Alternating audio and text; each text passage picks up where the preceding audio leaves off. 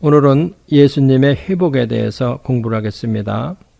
예수님의 회복은 예수님의 속죄 사역을 통해서 이루어지는 것입니다. 아담의 타락으로 인하여 인간에게 다가온 것은 하나님과의 불화, 인간 사이의 갈등과 오해, 범사인 저주가 가득 찼고 질병은 온 땅에 창궐합니다. 여기에 대한 하나님의 해결책은 무엇입니까? 그것은 바로 속죄를 통한 해결책입니다. 죄에 대한 형벌이 죽음이기 때문에 죄에 대한 속죄는 반드시 생명으로만 속죄가 가능합니다. 인간의 죄를 대속하기 위해서 수많은 동물이 대신 속죄피를 강같이 흘렸습니다. 우리 히브리서 9장 22절 읽어보십시다. 다 같이. 율법을 쫓아 거의 모든 물건이 피로써 정결케 되나니 피 흘림이 없은즉 사함이 없느니라. 하나님의 아들이신 예수님이 십자가에서 흘린 피는 우리의 모든 죄를 다 대속하였습니다. 하나님의 아들 예수님이 이루신 구속사역은 완전하여 아담의 타락으로 인한 모든 저주와 심판을 깨끗이 씻어버렸습니다. 죄로 물든 인간의 마음, 질병으로 찌들은 인간의 육체, 죄로 더럽혀진 저주받은 땅에 예수님의 피가 흘려져 정결케 되었습니다. 그래서 율법을 쫓아 거의 모든 물건이 피로써 정결케 되나니 예수님의 피는 이 모든 일을 다 이루고도 남음이 있습니다. 예수님은 빌라도 궁정에서 십자가에 올라가셔서 죽으실 때까지 많은 피를 흘리셨습니다. 우리는 이 각 부분에서 흘리신 예수님의 피는 특별한 의미가 있음을 알고 그 각 부분에서 흘린 피에 대해서 구체적으로 공부를 해야 할 필요가 있습니다. 먼저 예수님의 피로 말미암아 우리들의 마음의 안식이 어떻게 회복되었는가 이거에 대해서 공부를 해보십시다. 우리의 마음의 안식이 어떻게 회복되었는가를 알기 위해서는 우리 마음에 뿌려진 예수님의 피 이것을 알아야 할 필요가 있습니다. 예수님은 겟세마네 동산에서 앞으로 다가올 십자가의 무서운 고통을 앞에 놓고 십자가의 고통을 당할 것이냐 아니면 다른 방법을 택할 것이냐 하는 그 무서운 기로에서 뭐라고 기도를 하셨느냐? 아버지여, 하실 수 있거든 이 잔을 내게서 옮기시옵소서. 그러나 내 뜻대로 마시고 아버지의 뜻대로 되기를 원하나이다 하시면서 애써 기도하셨습니다. 예수님이 기도할 때 땀이 핏방울이 되어 떨어졌다고 기록되어 있습니다. 우리 누가복음 22장 42절로 44절까지 읽어보십시다. 거기 있죠? 다 같이. 가라사대 아버지여, 만일 아버지의 뜻이여든 이 잔을 내게서 옮기시옵소서. 그러나 내 원대로 마옵시고 아버지의 원대로 되기를 원하나이다 하시니 사자가 하늘로부터 예수께 나타나 힘을 돕더라. 예수께서 힘쓰고 애써 더욱 간절히 기도하시니 땀이 땅에 떨어지는 핏방울같이 되더라. 핏방울이 되어 땀이 핏방울이 되어서 떨어졌다는 것입니다. 얼마나 죽음의 고통을 앞에 놓고 예수님께서 하나님께 간절히 기도를 하셨는지 땀이 핏방울이 되어서 떨어졌다. 이것은 하나님의 뜻에 순종하기 위해서 예수님이 흘리신 피입니다. 예수님이 하나님께 순종하기 위해서 흘린 이 피는 우리의 마음에 뿌려졌습니다. 예수님의 피가 우리의 마음에 뿌려져서 타락 이후 더러워진 인간의 모든 마음이 깨끗해지고 양심이 깨끗해졌습니다. 우리 히브리서 9장 14절 읽어보십시다. 다 같이. 히브리서 9장 14절. 하물며 영원하신 성령으로 말미암아 흠없는 자기를 하나님께 드린 그리스도의 피가 어찌 너희 양심으로 죽은 행실에서 깨끗하게 하고 살아계신 하나님을 섬기지 못하겠느냐. 예수 그리스도의 피가 너희의 죽은 양심에 뿌려져 가지고 깨끗하게 되어서 하나님을 흠없이 섬기게 하실 수 있다. 이 말입니다. 예수님의 피가 우리 마음에 뿌려졌다는 거예요. 그 다음에 히브리서 10장 22절은 또 뭐라고 되어 있냐면은 우리가 마음의 뿌림을 받아 양심의 악을 깨닫고 몸을 맑은 물로 씻었으니 참 마음과 온전한 믿음으로 하나님께 나아가자. 우리 마음의 뿌림을 받았다는 것은 무엇이냐면은 우리 마음의 핏뿌림을 받아서 양심의 악을 깨닫게 되었다. 그래서 우리가 온전한 믿음으로 참 마음을 가지고 하나님 앞에 나아갈 수 있게 되었다. 우리 마음에 예수님의 피가 뿌려졌다고 하는 이 사실입니다. 예수님의 피가 우리 마음에 뿌려짐으로 인해서 이제는 우리는 어떻게 변했느냐? 유혹의 욕심을 따라 썩어져가는 구습을 쫓는 옛사람을 벗어버리고 새 사람을 입을 준비가 되어 있는 것입니다. 에베소서 4장 22절로 24절까지 말씀이죠. 예수님이 겟세마네 동산에서 아버지여 하실 수 있거든 이 잔을 내게서 옮기시옵소서. 그러나 내 뜻대로 마시고 아버지의 뜻대로 되기를 원하나이다 하시면서 흘린 그 피는 아담 이후 오염된 인간의 모든 마음을 깨끗게 하기 위해 흘리신 것입니다. 다음에 우리는 예수님의 피가 범사의 안식의 회복을 위해서 어떻게 뿌려졌는가 그것을 공부해야 할 필요가 있습니다. 예수님은 어떻게 범사의 저주를 그 몸으로 담당하셨어요. 우리 마가복음 15장 17절 읽어보십시다. 다 같이 예수에게 자색 옷을 입히고 가시 면류관을 엮어 씌우고 예수님에게 가시 면류관을 엮어서 씌웠다. 여러분 예수 그리스도의 머리 위에 가시와 엉겅퀴로 만든 면류관이 씌워졌다. 여기서 여러분들은 무엇을 생각해 볼 수 있겠어요? 무엇이 생각나요? 바로 창세기 3장에서 땅은 저주를 받아 가시와 엉겅퀴를 내리라 한 그 저주의 상징인 가시와 엉겅퀴의 가시 면류관이 예수님의 머리 위에 덮어 씌워졌다는 거예요. 빌라도의 궁정에서 로마 병정들이 가시 면류관을 엮어 예수님의 머리에 푹 눌러서 씌웠습니다. 가시와 엉겅퀴로 만든 면류관이 예수님의 머리 위에 쓰여지고 예수님의 머리에선 피가 흘러내렸습니다. 가시와 엉겅퀴의 저주가 예수님의 머리 위에 씌워지고 예수님의 머리에서는 그 가시와 엉겅퀴로 말미암아 피가 흘러내렸습니다. 그의 머리부터 흘러내린 피는 온 얼굴을 적시고 저주받은 땅 위로 흘러내린 것입니다. 온 땅의 저주인 가시덤불과 엉겅퀴를 속하기 위해서 예수님이 피를 흘리신 것입니다. 온 땅의 저주인 가시덤불과 엉겅퀴를 속하기 위해 흘리신 예수님의 피입니다. 가시관으로 말미암아 그의 머리에서 흘러내린 피는 온 땅의 저주를 속하기 위해 흘려졌습니다. 예수님의 머리에서 흘러내린 피는 온 땅의 저주를 속하였습니다. 여러분의 사업체, 직장, 가정에서 예수님의 피가 속죄하기 위해서 뿌려졌습니다. 그러므로 여러분과 나의 가정, 사업, 직장에는 저주의 가시덤불과 엉겅퀴가 이제는 더 이상 없습니다. 하나님께서는 예수님 안에서 여러분과 내가 사는데 필요한 모든 것을 예비하셨습니다. 문제의 해결을 준비하셨습니다. 따라서 여러분과 나의 가정과 직장 모두에는 저주의 가시덤불과 엉겅퀴가 없습니다. 이제는 땅은 수고한대로 열매를 맺게 됩니다. 형통하게 됩니다. 축복을 받게 되어 있습니다. 누구든지 이것을 믿음으로 받아들이면 수고를 멈추고 예수님 안에서 안식할 수 있습니다. 풍랑 있는 바다와 같은 이 세상의 삶에서 참 쉼을 얻을 수가 있습니다. 그래서 예수님은 말씀하시기를 수고하고 무거운 짐진 자들아 다 내게로 오라 내가 너희를 쉬게 하리라 말씀하셨습니다. 자신의 삶의 짐을 하나님께 맡기는 사람은 모두 그 짐에서 자유를 얻을 수 있습니다. 너의 길을 여호와께 맡기라. 저를 의지하면 저가 이루시고 내 일을 빛같이 나타내시며 내 공의를 정오의 빛같이 하시리로다. 다음은 질병에서의 구원, 임모탈리티의 회복, 이거에 대해서 공부를 하십시다. 마가복음 15장 15절 우리 읽어보십시다. 마가복음 15장 15절 다 같이 빌라도가 무리에게 만족을 주고자 하여 바라바는 놓아주고 예수는 채찍질하고 십자가에 못 박히게 넘겨주니라. 예수는 채찍질하고, 우리가 여기서 채찍질 이 말에 대해서 포커스를 해야 됩니다. 빌라도는 예수님을 채찍질하도록 병사들에게 내어주었습니다. 여러분들이 잘 아는 대로 로마 병사들의 채찍은 보통 채찍이 아닙니다. 가죽으로 되어 있고 끝에는 새로 만든 돌기가 달려 있습니다.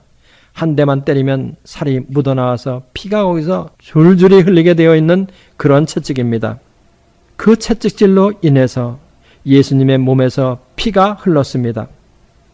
우리는 이 채찍질의 의미를 잘 알아야 할 필요가 있습니다. 예수님이 오시기 전 700년 전 이사야 선지자는 하나님이 주시는 말씀을 통해서 메시아께서 어떤 사역을 하시다가 어떻게 돌아가시게 될 것인가에 대해 자세히 예언을 했습니다. 그가 예언하기를 예수님이 채찍에 맞음으로 우리가 나음을 입었다 이렇게 말했습니다. 우리 다 같이 이사야서 53장 5절 읽어보십시다. 다 같이. 그가 찔림은 우리의 허물을 인하며 그가 상함은 우리의 죄악을 인함이라. 그가 징계를 받음으로 우리가 평화를 누리고 그가 채찍에 맞음으로 우리가 나음을 입었도다. 그가 채찍에 맞음으로 우리가 나음을 입었도다. 우리가 주목해야 할 말은 바로 나음을 입었다고 하는 이 말입니다. 여기서 나음은 힐링으로 병고침을 말합니다. 이것은 질병을 포함하여 우리 육신의 임모탈리티가 회복되는 것을 의미해요. 힐링이라고 하는 것은 단순한 질병에서의 고침만을 이야기하는 것이 아니고 질병을 포함하여 육신의 임모탈리티가 회복되는 것을 포함한다는 거예요. 로마 병사의 채찍에 맞아 예수님의 몸에서 흘러내린 그 피는 우리의 병고침과 임모탈리티의 회복을 위해서, 육신의 임모탈리티의 회복을 위해서 흘리신 거예요. 그래서 누구든지 예수님의 십자가 밑에 나와서 그의 피가 자신의 질병으로부터 깨끗하게 하시기 위해 흘리신 것을 믿고 기도하면 치료함을 받을 수가 있습니다. 우리 예수님이 많은 질병을 고치신 것은 그가 우리의 모든 연약함을 대신 짊어지셨기 때문이에요. 우리는 이제 모든 질병의 공포에서 안식할 수 있습니다. 예수님의 보혈은 바로 그 보증이요 약속이 돼요. 우리 예수님께서 어떻게 많은 사람들의 질병을 짊어지시고 그 병을 고치셨는가에 대해서 마태복음 8장 16절로 17절 읽어보십시다. 저물매 사람들이 귀신 들린 자를 많이 데리고 예수께 오거늘 예수께서 말씀으로 귀신들을 쫓아내시고 병든 자를 다 고치시니 이는 선지자 이사야로 하신 말씀에 우리 연약한 것을 친히 담당하시고 병을 짊어지셨도다 함을 이루려 하심이더라. 아멘. 이는 선지자 이사야로 하신 말씀에 우리 연약한 것을 친히 담당하시고 병을 짊어지셨도다 하는 그것을 이루기 위해서 예수님은 귀신 들린 자를 고치고 병든 자를 다 고치신 것입니다. 우리가 여기서 한 가지 더 알아야 할 것은 뭐냐면은 육체가 죽음을 맛보지 않고 다시 사는 것은 예수님의 재림 때 있다는 것이에요. 우리는 이 세상에 살면서 재림 때 있을 임모탈리티의 회복을, 이 세상에 살 때 귀신들을 쫓아내고 질병을 고침으로 말미암아 그것을 미리 체험하고 살 수 있는 것입니다. 결론으로 들어가서 여태까지 공부한 것을 요약을 하면은 구약에서는 안식이 뭐를 지키는 것으로 주어졌어요?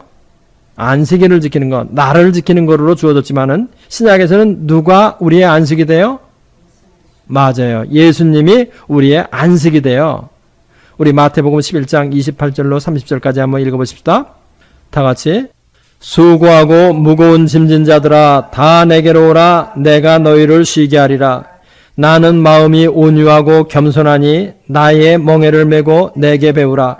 그러면 너희 마음이 쉼을 얻으리니 이는 내 멍에는 쉽고 내 짐은 가벼움이라 하시니라. 예수님 당신이 우리의 안식이 됩니다. 수고하고 무거운 짐진 자들아 다 내게로 오라. 내가 너희를 쉬게 하리라. 예수님이 우리의 안식이라는 말은 여러분들은 어떻게 생각해요? 중요한 거니까 한번 물어보는 거예요. 예수님이 우리의 안식이다. 이 말은 무슨 말이에요? 대답해봐요. 예수님이 우리의 안식이라는 말은 무슨 말이에요? 우리의 주인이 된다? 그럼 왕이라는 말하고 통하겠죠. 안식이다. 예수님이 우리의 안식이다. 예수님이 우리의 안식이라는 말은 예수님의 영인 성령님이 우리의 전인격을 지배하면 거기에서 완전한 안식이 이루어진다. 이 뜻입니다. 하나님의 나라가 거기서 완전히 이루어진다. 이 말이에요. 여태까지 공부한 바와 같이 예수님은 우리가 완전한 안식을 누릴 수 있도록 모든 것을 다 회복하셨습니다. 아멘.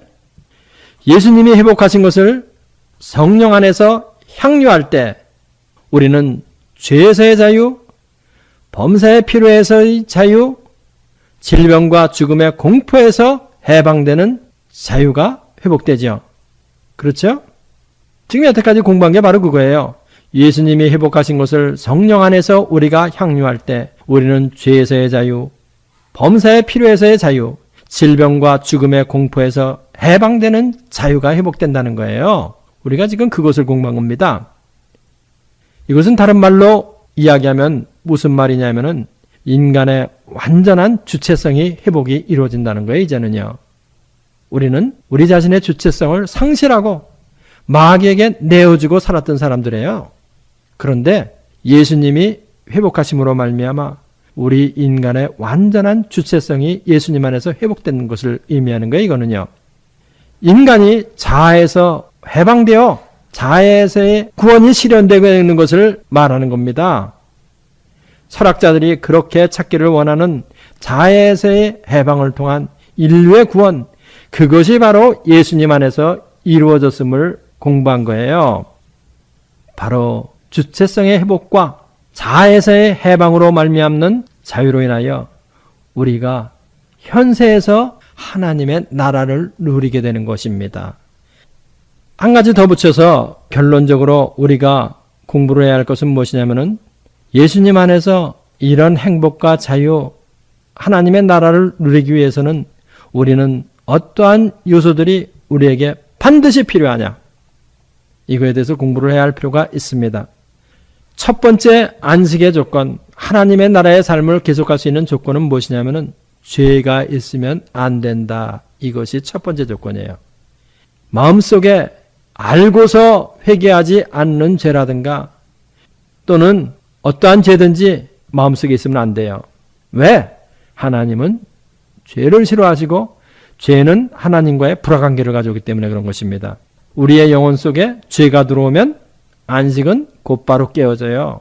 이거 그렇게 여러분 원리적으로 알아야 돼요. 죄가 있으면 안 된다. 왜 그러냐? 우리의 영혼 속에 죄가 들어오면 안식은 깨어져 버리고 말아요. 금방 깨어져요. 하나님은 죄를 싫어하시고 죄는 하나님과의 불화관계를 가져오기 때문에 그런 것입니다. 히브리서 3장 18절 우리 읽어보십시다. 다 같이. 또 하나님이 누구에게 맹세하사 그의 안식에 들어오지 못하리라 하셨느뇨? 곧 순종치 아니하던 자에게가 아니냐. 하나님께서 맹세를 해가지고 이스라엘 백성들은 하나님의 안식에 들어오지 못하게 하겠다고 말씀하셨는데 그 이유가 뭔 줄 알아요? 이스라엘 백성들이 하나님께 계속 순종하지 않고 불순종을 하니까 하나님이 내 안식에 못 들어온다 너희들은 이제는. 그렇게 정해버리신 것입니다. 죄는 무엇이에요? 하나님의 명령에 불순종하는 것이 바로 죄예요. 그렇기 때문에 안식의 기쁨을 계속 누리는 삶을 살기 원하는 사람은 죄를 없이 하는 것, 죄를 지었을 때 급히 회개하는 것이 무엇보다도 필요한 거예요. 절대로 마음속에 죄를 용납하지 말아라. 어쩌다가 불식간에 죄를 지었으면 금방 고백하고 회개하라. 그래야 안식이 계속되고 하나님의 나라가 계속됩니다. 그 다음에 하나님의 나라 안식을 누리기를 원하는 사람은 무엇이 필요하냐면 믿음으로 살아야 돼요. 눈에 보이는 거로 살아면 안 됩니다. 왜 그러냐? 안식은 믿음 안에서 누리는 거예요. 안식은 무엇으로 누리는 거냐면 믿음으로 누리는 겁니다. 절대 주권자인 하나님이 자기의 모든 삶을 주장하시고 지킨다는 그 믿음으로 하나님이 모든 나의 삶을 예비하시고 공급하신다는 그 믿음으로 안식은 누리는 거예요. 하나님의 나라는 누리는 거예요. 마태복음 10장 29절로부터 31절까지 다 같이 참새 2마리가 한 아사리온에 팔리는 것이 아니냐? 그러나 너희 아버지께서 허락지 아니하시면 그 하나라도 땅에 떨어지지 아니하리라. 너희에게는 머리털까지도 다 세신 바 되었나니 두려워하지 말라. 너희는 많은 참새보다 귀하니라. 참새 2마리가 한 아사리온에 팔리는데 그것조차도 하나님이 허락하지 아니하시면 하나라도 땅에 떨어지지 않는다는 얘기입니다. 너희는 머리카락 하나까지도 다 세신 바 되었으니 두려워하지 말아라. 바로 이 믿음이 하나님의 안식으로 인도하는 것입니다. 하나님이 절대주권의 하나님이 나의 모든 것을 지키시고 나의 가족을 지키시고 나의 가족의 건강을 지키시고 나의 자녀들의 모든 앞길을 지키시고 인도하시고 보호해 주신다. 그 믿음으로 서야 되는 거예요. 그 믿음으로 설 때 우리 마음속에 믿음으로 말미암는 안식이 넘치는 것입니다. 사람들은 착각을 많이 하죠. 모든 것이 다 이루어지면 안식이 오는 줄 아는데 하나님의 안식은 먼저 무엇으로 누리는 거야? 믿음으로 누리는 겁니다. 이거를 알아야 돼요. 그 믿음으로 딱 쓸 때 그 다음에 이제 그 믿음에 따라서 환경을 다스리는 사람이 되고 환경을 지배하는 사람이 돼서 그 사람이 성취하는 거예요. 우리 성경의 원리가 그것을 알아야 돼요. 그래서 히브리서 4장 3절은 뭐라고 되어 있어요? 다 같이 이미 믿는 우리들은 저 안식에 들어가는도다. 아멘. 누가 안식에 들어간다 그랬어요? 믿는 우리입니다. 여러분들 이거 잘 머릿속에 넣어놓으세요. 크리스천들이 안식의 삶이 무엇인지조차도 모르고 쌓아놓고 가져놓고 그래고 난 다음에 안식을 하나님의 나라를 누리는 것으로 착각하면 오늘부터 생각을 총두리째 바꿔버리셔야 돼요. 먼저 무엇으로 안식을 누리는 거냐? 믿음으로 누리는 것이다. 믿음으로 하나님의 나라의 기쁨을 누리는 것이다. 믿음으로 인류 구원을 이루는 것이다. 믿음으로 자아에서 해방을 누리는 것이다. 인간의 주체성의 회복은 무엇으로 누리느냐? 믿음으로 먼저 누리는 것입니다. 그리고 난 다음에 인류 구원을 위해서 여러 가지 필요한 것들, 환경을 위해서 봉사하고 정치 질서를 바로잡고 이루는 것입니다. 수많은 사람들이 이거를 거꾸로 시작하죠. 다음, 안식이 우리에게 올 때 우리의 마음속에는 어떠한 증거가 나타나요? 평안이 오는 거예요. 예수님 안에서 안식한다는 증거는 우리 마음속에 있는 평안입니다. 어떠한 환경에 비바람이 몰아쳐도 예수님 안에서 안식할 때 환경의 비바람은 그 사람의 안식을 깨뜨리지 못해요. 바로 그것이 안식을 누리는 증거입니다. 이사야서 66장 12절 읽어보십시다. 다 같이. 여호와께서 이같이 말씀하시되 보라 내가 그에게 평강을 강같이 그에게 열방의 영광을 넘치는 시내같이 주리니 아멘. 내가 그에게 평강을 강같이 주겠다는 거예요. 평강을 강같이 주겠다. 그러니까 다윗이 적군한테 쫓겨서 포위가 되어 도간에 든 쥐처럼 된 그 형편에서도 내가 여호와께 부르짖으니 주께서 그 성산에서 내 기도를 응답하시는도다. 그러면서 뭐를 해요? 내가 누워 자고 깨었으니 주께서 나를 붙드심이로다. 그 열악한 환경에서 마음 놓고 잔다는 겁니다. 바로 이것이 뭐예요? 하나님이 주시는 평강입니다. 이 평강이 자기의 마음속에 임하면 이 평강이 환경을 지배해요. 하나님이 우리에게 갖기를 원하시는 평강은 어떤 평강이에요? 바로 이 평강을 갖기를 원하는 거예요. 하나님은. 세상 사람들은 많이 쌓아놓고 그것을 의지하려고 하기 때문에 그것을 잃어버릴까 항상 마음이 편안하지 못하고 또 그것을 잃어버리면 평강은 사라져버리지만은 우리 하나님이 주시는 평강은 환경이 어떻게 변하든지 그 환경에 지배를 하지 못해요. 바로 이것이 하나님의 나라의 평강이에요. 우리 하나님이 이것을 넘치게 해주겠다는 거야. 이것을 그렇기 때문에 우리의 영혼이 하나님 안에서 안식한다는 증거는 평강이고, 이 평강은 우리의 하나님의 나라가 우리 마음속에 이루어졌음을 보여주는 마음의 증거예요. 다음에 안식의 능력이 주는 담대함에 대해서 우리가 알아야 할 필요가 있습니다. 안식의 능력이 우리에게 담대함을 주는데, 이 담대함은 어떤 담대함이냐? 이것도 믿음 안에서 누리는 담대함이에요. 어떤 담대함이냐? 환경은 아직 비바람이 몰아치고 풍파가 불고 있어도 하나님의 나라 안에 딱 들어가 있으면 이제는 그 환경의 풍파와 비바람이 무섭지가 않아요. 옛날에는 그 풍랑과 바람을 바라볼 때 무서워서 덜덜 떨고 그냥 어쩔 줄 몰랐는데, 이제는 이 하나님의 나라 안에 들어가 있으면 환경은 아직 아무것도 변하지 않은데도 아무렇지도 않아요. 그게 담대함이 와요. 환경의 풍파와 그 비바람이 아무렇지도 않게 느껴져. 바로 그게 뭐예요? 담대함인 것입니다. 예수님이 십자가에 죽으시기 전날 밤에 제자들 보고 뭐라고 말씀하셨어요? 담대하라. 내일 죽으실 양반이 담대하라는 거예요. 제자들 보고.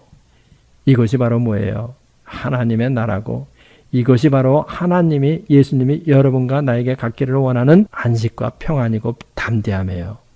이 좋은 거를 하나님이 우리에게 주시겠다는 거 아닙니까? 너희들 하나님만 나라를 누려라. 하나님이 이런 것을 너에게 주시기를 기뻐하신다. 하나님 안에서 안식할 때 우리의 마음은 담대함이 넘칩니다. 역경 앞에서도 담대하게 설 수가 있습니다. 바로 이러한 담대함이 하나님의 나라가 주는, 안식이 주는 담대함이에요. 여태까지 예수님 안에서의 안식에 대해서 석 주간 동안 공부를 했습니다. 저는 내 커리큘럼에서 지금 이 파트를 제일 제가 좋아하는 파트입니다. 가장 많이 업데이트된 게 바로 또 이 성경 공부예요. 여기에 제 신앙의 결론이 다 있어요. 우리 다 같이 기도하십시다. 하나님 아버지, 감사합니다. 이 좋은 하나님의 나라, 이 좋은 평강, 안식, 축복, 담대함, 믿음, 이 모든 것이 바로 예수님이 우리를 위해서 예배해 놓으신 하나님의 나라 안에 있습니다. 모든 문제 해결이 다 이 안에 있습니다. 하나님께서 우리에게 움직이지 않는 하나님의 나라, 흔들리지 아니하는 하나님의 나라를 주셨사오니 우리는 이 하나님의 나라를 가지고 자유와 기쁨과 평안과 능력의 삶을 이 땅에 살면서 온전히 살아갈 수 있도록 저희 모두를 축복하여 주옵소서. 소원이 우리의 마음속에서 이루어지게 만들어 주시옵소서. 예수님이 십자가에서 예배해 놓으신, 그리고 회복하시고 우리를 위해서 준비해 놓으신 예수님이 간절히 원하시는 바가 이 방송을 청취하는 모든 사람들에게 임하여 주옵소서. 예수님의 이름으로 기도합나이다. 체계적으로 공부를 원하시는 분은 다음 주를 계속하시길 바랍니다. 이 성경 공부를 하신 분은 곧바로 라이크 버튼을 눌러주세요. 여러분의 수고가 하나님 나라 확장에 큰 도움이 됩니다.